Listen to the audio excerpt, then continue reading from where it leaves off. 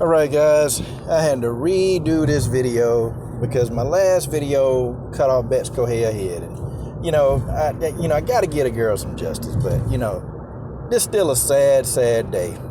Guys, this sad. Bethe Correia cut by the UFC, folks. God. I mean, and I sat back and I'm thinking about this. I'm like, all the people who getting beat up, and it's amazing. Well, they gave Paige Van Zandt 10,000 lives, didn't they? Well, they let Paige do whatever she wanted to do, didn't they? Paige Van Zandt, Paige Van Kant, whatever y'all want to call the girl. Look, they gave Paige Van Kant 10,000 lives. I swear, man. Like, how many times did Paige Van Zandt get beat up? I mean, guys, come on now. How many times did Paige Van Zandt get beat up? And at least Bethe Correia put on entertaining fights, okay? Wasn't like, she was in there. I mean, the fights are entertaining with Bethe Correia. See, this one, you can justify. But you know what, guys? I knew this day was coming. I knew that my girlfriend was getting cut. I knew after she got beat by Penny Kanzar, I said, man, this it. I said, oh. No, I'm not crying. I don't ever cry. But listen, I start thinking, man, okay. Bethe Correia, let's hope, man. I hope she go to Bellator. Because it's some fights at Bellator at 145 that I want to see her fight. That I think Bethe Correia can get into some fights. But, I told y'all yesterday, man, look. The problem with Bethe Correia, the problem with her is that she fights in a style that, it's a brawler style. Like Bethe Correia, need to go back to boxing. Like literally, Bethe Correia is trying to box in the octagon, and you can't do that. You can't be a boxer in the octagon because not everybody is just gonna want to throw fisticuffs with you. Okay, Bethe Correia don't know how to mix it up with the kicks.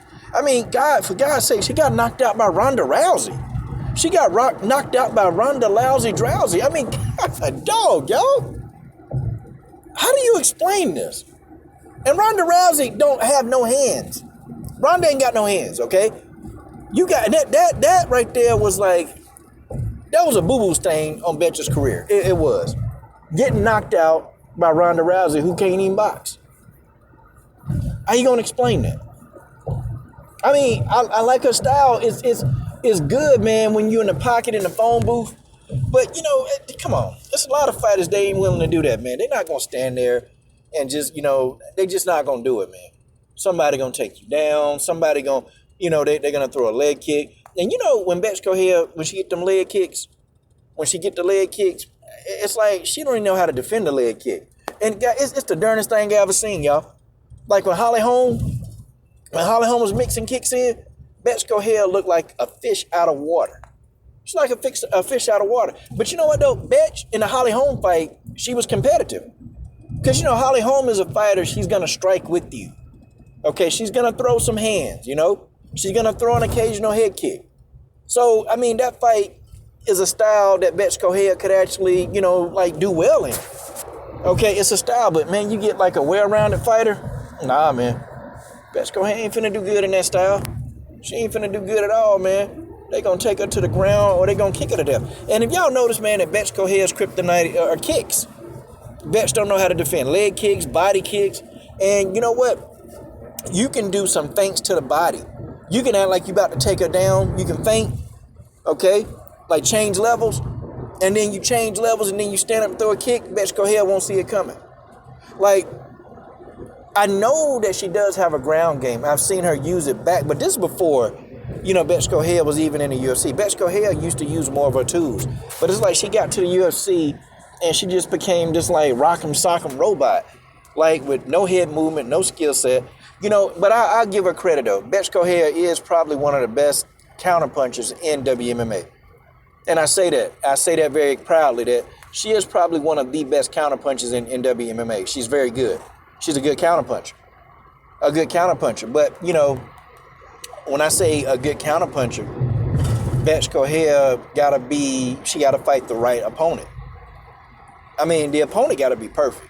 Okay, it's gotta be somebody who's gonna be willing to stand in there with hands. It's gotta be.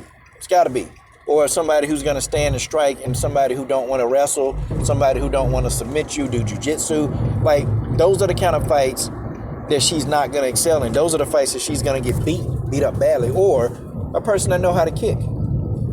A person that know how to kick. Because people know that Bethe Correia, she ain't trying to take you down. She ain't going to be like much of a ground threat to you. She not. So, people going to sit back and they going to chill. But I hope she go to Bellator. I hope that Scott Coker go ahead and throw that contract out. But, man, y'all know Scott Coker been messing up, man. Scott Coker been messing up. And, and I think Bellator, they do have a better women's. I think their featherweight product is better. I think their women's featherweight product is much, much, much better than the UFC. But I think the UFC does a better job of actually putting fights on for women. And I think they do it more frequently. Bellator, you lucky if you get 2 women fighting in the same card, like 2 fights. You lucky. You might get 1. Okay, you might get that 1 fight on the prelims. And it's rare in Bellator that you get like a main card event that are 2 women. It's rare. So, Bellator, they got to do a better job, man. They got to keep these female fighters. They got to keep these people fighting, man. And these people, they don't fight enough. Like, you see fighters, man, they'll fight, and then they can go during that 8 to 9 months without a fight. Like Janae Hollowpoint-Harding, she just got another fight. But, how long has she been out of a fight? Like, Janae done been out of a fight. Like, her last fight was before COVID-19 hit. Like, that's what I'm talking about. Her last fight was before COVID. Okay, like back early. And, now she's just getting a fight. Like, this is what I mean, man. They got a very talented division. And these girls, they need to be fighting at all costs. They need to be. Now, if you're a dude, if you're a Bellator, you're going to fight very frequently. That's what I've been noticing about the Bellator cards. The guys, they fight a lot. But, Scott Coker needs somebody like a Shannon Knapp, to actually, advocate to get these females fighting. Because, these people got bills, man.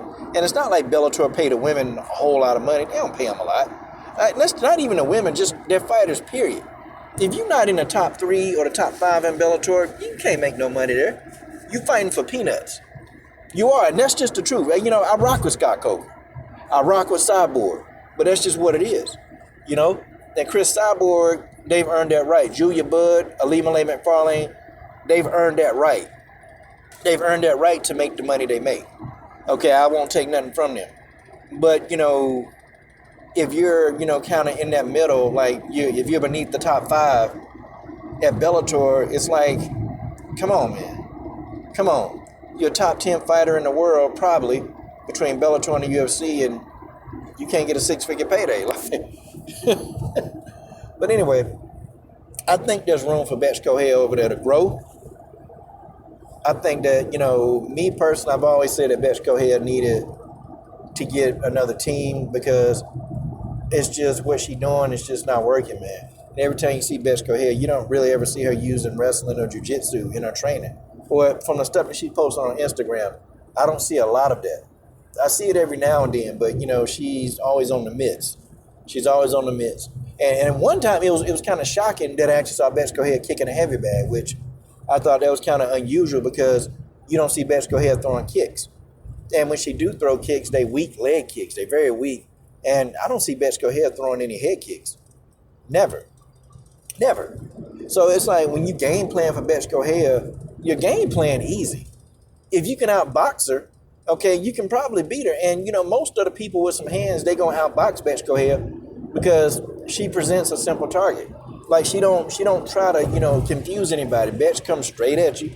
Okay, she have her chin in the air and is right there. I mean, she gift wrapping that chin and she telling you, hey, okay, here's my chin. Okay, I'm going to take it. Gift wrap it. There it is. And I know people like Bethe B thought this was funny, laughing, yuck. Bethe B laughing all at the coach. That's fine. But hopefully, Bethe Correia do well or wherever she going. And maybe she can go to PFL. Nope, nah. She had to be at 155 and, she go over there and fight Hype Job Harrison. It'll just ruin my day even more if she fight Hype Job Harrison. Because Hype Job Harrison will probably break Bethe Correia down and just beat up Bethe. I don't want Hype Job Harrison beating up Bethe Correia. No, can't have that. Can't have Hype Job doing it. And then, she would possibly have to fight Cyborg, and that'll be ugly too. But you know what though? Maybe Chris Cyborg can get Bethe Correia up in there because Chris Cyborg tight with real tight with Scott Coker. I mean, he tight. She tight with Scott Coker. So I don't know. This could be something that Bethe Correia could do. Oh well, And I reached out to her actually, and she responded to me. Like she'll respond back to me. I just told her sorry. Hopefully something else work out. And what I did was I typed in, so are you going to Bellator? And she sent these emojis like a wink emoji. So I don't know, guys. We'll see where Bethe Correia go.